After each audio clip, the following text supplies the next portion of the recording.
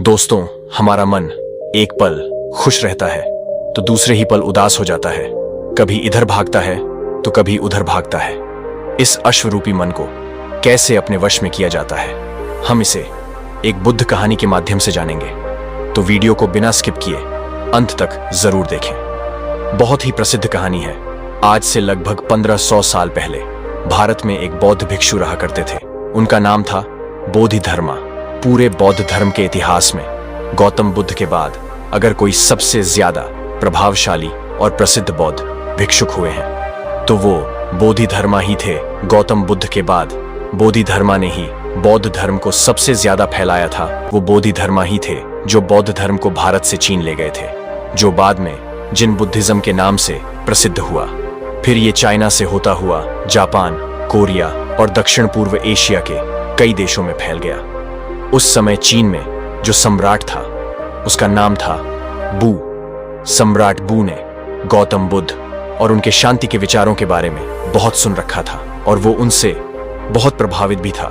कहा जाता है कि सम्राट बू सालों इंतजार करता रहा कि महान हिमालयों की दुर्गम घाटियों को पार कर भारत की ओर से कोई बौद्ध भिक्षु चाइना में आ जाए और उसे बुद्धिज्म वह उसके विचारों के बारे में बताए। जब बोधिधर्मा चाइना पहुंचे तो बूढ़ा सम्राट बू उनसे मिलने आया। उस समय सम्राट बू मानसिक अशांति की समस्या से गुजर रहा था। उसने बोधिधर्मा से कहा, मैंने बहुत कोशिश की, हर तरह से प्रयास करके देख लिया, लेकिन मेरे मन में शांति नहीं है। ये हर समय भटकता रहता है। क्या आप मेरे मन को शांत कर सकते हैं?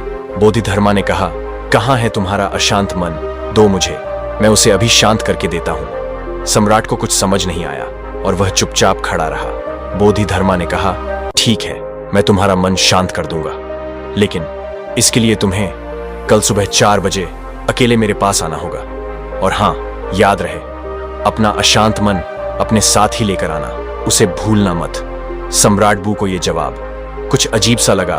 वो उस पूरी रात सो न सका। सोचता रहा कि कैसा पागल भिक्षु है, कहता है मन साथ लेके आना, भला मन भी कोई भरी सामान है जिसे मैं छोड़कर आ जाऊंगा। उसने कई बार निश्चय किया कि जाने का कोई मतलब नहीं, इंसान पागल मालूम पड़ता है, लेकिन उसके पास और कोई दूसरा रास्ता भी नहीं था। इसलिए उसने निश्चय किया कि वो एक बार उस भिक्षु के पास जरूर जाएगा। अगली सुबह 4 बजे सम्राट बू बोधिधर्मा के पास पहुंच जाता है। बोधिधर्मा आंखें बंद करके ध्यान में बैठे हुए थे। सम्राट की आने की आहट पाकर बोधिधर्मा अपनी आंखें खोलते हैं और सम्राट बू से कहते हैं, तो तुम आ गए, लाओ अब जल्दी से अपना अशांत मन मुझे दे दो, मैं उसे शांत करके तुम्हें वापस देता हूं। सम्राट बू ने कहा, ये आप कैसी बातें कर रहे हैं? क्या मन भी कोई वस्तु है जिसे मैं आपको दे दूं? ये तो मेरे अंदर है, मेरे सिर की हड्डियों के अंदर है।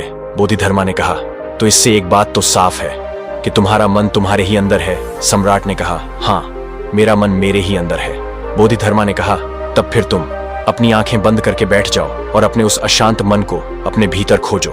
जैसे ही तुम्हारा अशांत मन तुम्हें मिल जाए मुझे बताना, मैं उसे शांत कर दूंगा। बोधिधर्मा का यह जवाब भी सम्राट बू को अजीब लगा, लेकिन वो कर भी क्या सकता था। उसने अपनी आंखें बंद की और अपने मन में उठने वाले विचारों को देखने लगा। वह अपने अशांत मन को खोजने का प्रयास करता रहा। वह जितना अपने अंदर गया वह उतना ही अपने मन को खोजने में असफल रहा। कुछ घंटे गुजर गए, सूरज निकल आया था। सम्राट बू ने अपनी आंखें खोली। बोधिधर्मा ने पूछा, मिला तुम्हारा अशांत मन? सम्राट बू ने ना में सिर हिला दिया। बोधिधर्मा ने कहा, ठीक है, कल सुबह फिर आना और दोबारा अपने मन को ढूंढने का प्रयास करना। सम्राट बू वहां से चला जाता है। अगली सुबह 4 बजे फिर सम्राट बू बोधिधर्मा के पास आता है। बोधिशर्मा दोबारा सम्राट को आंखें बंद करके बैठ जाने को कहते हैं। सम्राट बू दोबारा अपनी आंखें बंद करके अपने अंदर दोबारा अशांत मन को खोजने का प्रयास करता है।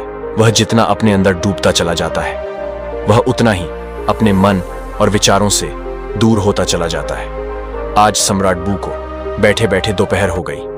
अब उसने अपनी आंखें खोली। बोधिधर्मा ने पूछा, मिला तुम्हारा अशांत मन? सम्राट ने फिर से में सिर हिला दिया। अगले दिन फिर सम्राट सुबह 4 बजे बोधिधर्मा के पास आता है और बैठकर अपने अशांत मन को खोजने का प्रयास करता है। आज सम्राट को बैठे बैठे शाम हो जाती है। जाते वक्त बोधिधर्मा ने फिर पूछा, मिला तुम्हारा अशांत मन? सम्राट बू ने फिर से में सिर हिला दिया।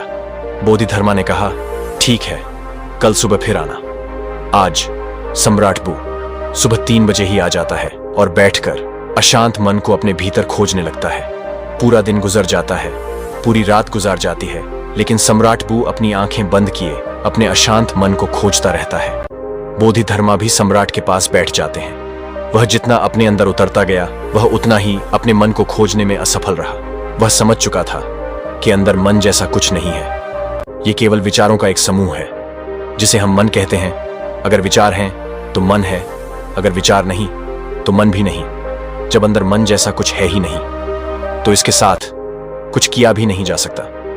जिसे हम मन कहते हैं, ये तो सिर्फ वो विचार हैं जो हमारी अचेतन अवस्था में हमारे भीतर उठते रहते हैं। अगर हम हमारी चेतना में आ जाएं और जागरूक होकर जीने लगे, तो यहां विचार जैसा कुछ नहीं रह जाता। और जब विचार नहीं तो मन भी नहीं। अब वो समझ चुका था कि बोधिधर्मा उससे बार बार ये क्यों कह रहे थे कि अपना मन मुझ दो, क्योंकि वे जानते थे कि मन जैसा कुछ नहीं होता। सम्राट बू ने अपनी आंखें खोली। बोधिधर्मा ने पूछा, मिला तुम्हारा अशांत मन? सम्राट ने कहा, अशांत मन तो नहीं मिला, लेकिन वो शांति जरूर मिल गई जिसकी मुझे तलाश थी। मैंने जब तक मन की तलाश नहीं की थी, तब तक मैं बहुत परेशान रहता था, लेकिन जब मैंने तलाश की, तब पाया कि मन जैसा कुछ नहीं होता। बोधिधर्मा ने कहा, जब भी तुम्हें अशांति महसूस हो, तब आंखें बंद करके बैठ जाओ और अपने अंदर देखो कि ये अशांति कहाँ है, और तुम्हें तुम्हारे अंदर कोई अशांति नहीं मिलेगी। लेकिन हाँ, जब तुम खोजोगे तो तुम्हें तुम्हारे भीतर एक ऐसा इंसान जरूर मिलेगा जो बहुत ही शांत चित्त और स्थिर है। जैसे कि सम्राट बू ने महसूस कर लिया था कि मन कुछ और नहीं बल्कि हमारे विचार ही मन है। हम अपने विचारों पर नियंत्रण करके अपने मन को नियंत्रित रख सकते हैं। अगर हम अपने जीवन में देखें तो हमारे चारों तरफ ऐसे लाखों लोग हैं जो मानसिक अशांति से परेशान हैं। वो सभी इस मानसिक बीमारी से बाहर आना चाहते हैं, लेकिन उन्हें पता नहीं कि इससे बाहर कैसे आया जाए। और अगर कुछ लोग इससे बाहर आने का प्रयास भी करते हैं, तो कुछ शुरुआती असफलताओं के बाद वो हार मान जाते हैं, और फिर ये मानसिक अशांति मरते दम तक उनके साथ रहती है। कई बार कुछ मानसिक विचार शारीरिक दर्द से भी ज्यादा दर्दनाक होती हैं, और ये इंसान का जीवन बहुत मुश्किल बना देती है। लोग इस मानसिक अशांति से गुजरते हैं क्योंकि वो कभी भी अपने अशांत मन को खोजने का प्रयास नहीं करते। वो कभी भी अपने भीतर झांक कर ये देखने का प्रयास नहीं करते कि असल में इस मानसिक अशांति का कारण क्या है। जैसे कि हमने इस कहने में देखा कि मन जैसी कोई चीज हमारे अंदर नहीं होती। असल में मन हमारे अंदर उठ रहे विचारों का समूह है, क्योंकि हम अचेतन तरीके से बस कुछ भी सोचे का रहे हैं। कभी बीते हुए कल के बारे में सोचते हैं, तो कभी आने वाले कल के बारे में। इन विचारों की भागा दौड़ी में हम ये भूल ही चुके हैं कि जवान न तो भूतकाल में है और न ही भविष्य में। जीवन तो आज में है, इसी पल में है जिसे हमने जीना ही छोड़ दिया है।